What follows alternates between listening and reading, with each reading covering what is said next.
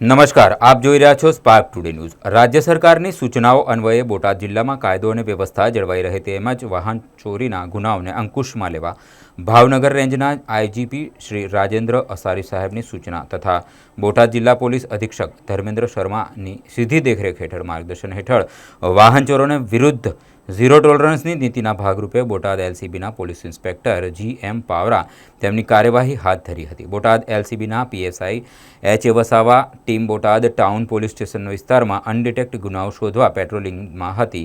તે દરમિયાન એલસીબીના પોલીસ કોન્સ્ટેબલ બળદેવસિંહ ફતેહસિંહ લીંબોલાને મળેલી ખાનગી બાતમીના આધારે રાજુભાઈ નરસિંહભાઈ વાંઝડિયા ઉંમર 25 રહે નાવડા બરવાડા જિલ્લો બોટાદ નંબર પ્લેટ વગરના ચોરીની મોટરસાઇકલ સાથે ઝડપી પાડવામાં આવ્યો। આરોપીને પૂછપરછ દરમિયાન તેને અન્ય ચોરીની મોટરસાઇકલ પોતાના ઘરે રાખ્યા હોવાની કબૂલાત કરતા પોલીસે તેના ઘરેથી 7 મોટરસાઇકલ તથા 1 મોટરસાઇકલનો ભંગાર મળી કુલ 8 મોટરસાઇકલ ભંગાર કુલ કિંમત 2,05,000નો મુદ્દામાલ જપ્ત કર્યો છે।